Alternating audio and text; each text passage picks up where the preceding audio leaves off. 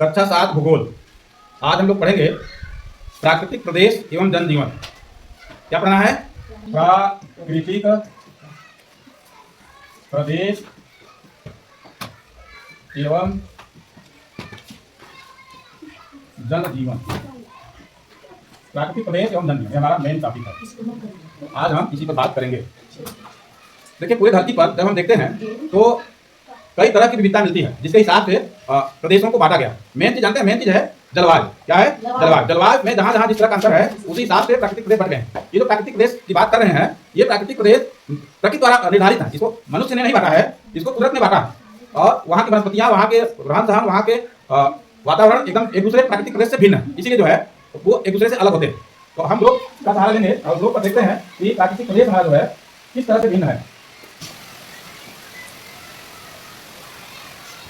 देखिए, ये मैंने एक ग्लोब बना लिया, एक ग्लोब पृथ्वी का प्रतिरूप मैंने बना लिया। ये आपकी पृथ्वी का प्रतिरूप है। अब इसमें हम देखते हैं कि कितने प्राकृतिक प्रदेश कहाँ कहाँ पर है, कौन कौन से। तो सबसे पहले तो देखिए, बीचों बीच मैंने आपको बताया है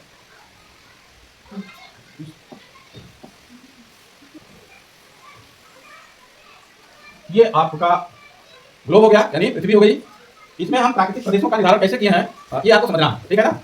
तो सबसे बीच में आप देखिएगा, एकदम बीचों बीच, एकदम बीचों बीच ये है भूमध्य रेखा। कौन सी रेखा है? भूमध्य रेखा। इसको हम बोलते हैं भूमध्य रेखा। भूमध्य रेखा, ठीक है ना। ये है भूमध्य रेखा जो धरती को यानी पृथ्वी को दो भागों में बांटती है, ठीक। और इसके बाद जो है एक रेखा हम जो है और निर्धारित करते हैं, इसको, इसका मान है 0। कितना है? 0। और एक रेखा ये मैं खींच रहा हूँ, इसका मान है 23.2, यानी 23.2, 23.5, ठीक है।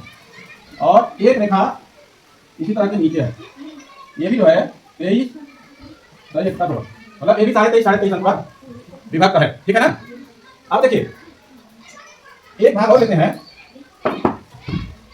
एक वृत्त और है, ये है 66, यानी 66.5 अंक। कितना है? 66.5 अंक, 66.5।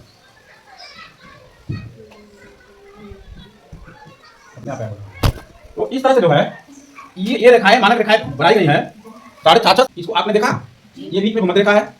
इधर भूमध्य रेखा के नीचे जो है 23.5 अंक, यानी ये मकर रेखा है। और ये जो है ध्रुवीय रेखा है 66.5। इसी तरह 23.5 अंक ऊपर ये एक रेखा है, और ये ध्रुवीय रेखा है 66.5 अंक। ये मुख्य रूप से तीन रेखाएं, 3 डिवाइडर का काम करती हैं। कैसे करती हैं इसको ध्यान दीजिए। अब हम आते हैं, हमारे प्राकृतिक प्रदेशों का जो निर्धारण है वो यही बेस लाइन है। क्या है? बेस लाइन है। अब प्राकृतिक प्रदेशों के बारे में जान लीजिए। नंबर 1, उष्ण कटिबंधीय प्रदेश, शीतोष्ण कटिबंधीय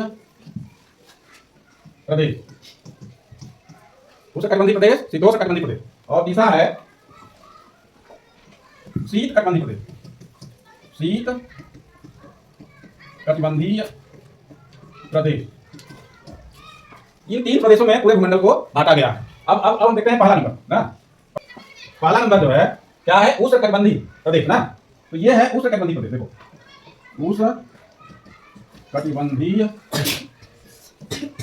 प्रदेश। ये जितना मैं रेखा खींच रहा हूं, ये टोटल इसमें आ जाते हैं। ये जो पट्टी आप देख रहे हैं इतनी, ये उष्ण कटिबंधीय प्रदेश के अंतर्गत आते हैं, ठीक है ना। दूसरा क्या है? शीतोष्ण कटिबंधीय प्रदेश, शीतोष्ण कटिबंधीय प्रदेश। ये देखो, शीतोष्ण कटिबंधीय प्रदेश, ये भी वही है, शीतोष्ण कटिबंधीय प्रदेश। ये जितना आप देख रहे हो, ये आपका शीतोष्ण कटिबंधीय प्रदेश है। और ये नीचे देखो, एकदम क्लियर होता जा रहा है कि धरती को कितने कटिबंधीय प्रदेशों में बांटा गया है। और यह बांटने का जो जरिया है वो तापमान। क्या है? तापमान, जलवायु। अब तीसरा है शीत कटिबंधीय प्रदेश। ये है शीत कटिबंधीय प्रदेश। ये जो है, ये जो देख रहे हैं, ये शीत कटिबंधीय प्रदेश। नीचे भी है शीत कटिबंधीय प्रदेश। ये जितना हम रेखांकित कर रहे हैं, ये शीत कटिबंधीय।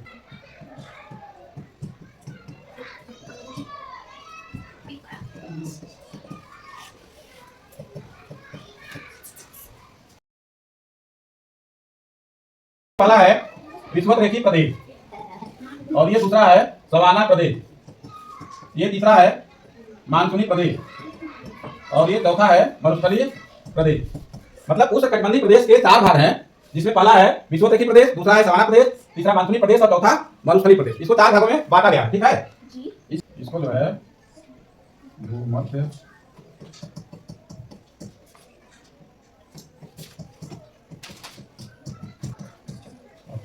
अक्षांशीय मरुस्थल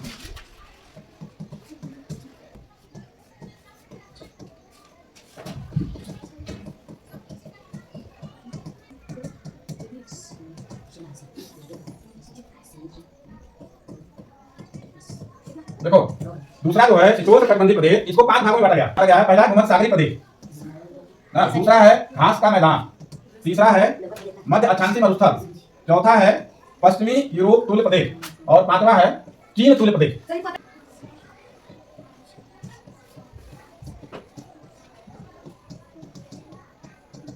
देखो, तीसरा जो है शीतकटिबंधीय प्रदेश है और ये इसमें 2 भाग हैं, पहला है टुंड्रा प्रदेश और दूसरा है टैगा प्रदेश। इस तरह से जो है पूरी पृथ्वी को विभिन्न प्राकृतिक प्रदेशों में बांटा गया है। अब इसको ध्यान से सुनिए एक बार, क्या है प्राकृतिक प्रदेश एवं जनजीवन। प्राकृतिक प्रदेश एवं जनजीवन पृथ्वी पर कुल 3 प्राकृतिक प्रदेश में विभाजित किया गया है, वो भी अक्षांश रेखाओं के आधार पर निर्धारित किया गया है तापमान को देखते हुए। पहला है उष्णकटिबंधीय प्रदेश, जिसमें विषुवत-रेखीय प्रदेश, सवाना प्रदेश, मानसूनी प्रदेश, मरुस्थलीय प्रदेश के 4 उप विभाग हैं। और ये आप जान लीजिए कि पहले नंबर पे जो उष्ण है उसका मतलब होता है गर्म। क्या होता है? गर्म। यहाँ गर्मी ज्यादा पड़ती है ना, इसलिए इसका उष्ण नाम। इसी प्रदेश में हम लोगों का भी बेल्ट आता है ना। दूसरा है शीतोष्णकटिबंधीय प्रदेश, यहाँ पर हल्की ठंडी और हल्की गर्मी का मिश्रण रहता है और इसमें जो है 5 भाग में प्रदेश में इसको बांटा गया है। भूमध्यसागरीय प्रदेश, घास का मैदान, मध्य अक्षांशीय मरुस्थल, पश्चिमी यूरोपीय तुल्य और चीन तुल्य प्रदेश। इस भागों में इसको हम बांटते हैं, ठीक है। तीसरा जो है शीतकटिबंधीय प्रदेश, इस भाग में बर्फ ही बर्फ होती है। यहाँ पर जनजीवन न के बराबर है, बहुत ठंडा प्रदेश है, तो बहुत कम लोग रहते हैं। ये 2 भागों में है, टुंड्रा प्रदेश और टैगा प्रदेश ना। ये जो है पूरे पार्ट का समरी है। और ये जो आप ग्लोब पर देख रहे हैं, तो ये ग्लोब पर आपको उन प्रदेशों का वितरण दिखाया गया है धरती पर। ये बीचों बीच भूमध्य रेखा, ये दोनों तरफ 23.5 अंश, उत्तर और दक्षिण मिलाकर ये उष्णकटिबंधीय प्रदेश बनते हैं। दोनों तरफ 23.5 अंश से 66.5 अंश के बीच में शीतोष्णकटिबंधीय प्रदेश बनते हैं और फिर 66.5 अंश से ऊपर दोनों तरफ यानी उत्तर और दक्षिण शीत प्रदेश बनते हैं ना। तो आपके पाठ का मूल यही है और होमवर्क में आप यही डायग्राम बना के लाएंगे, ठीक है।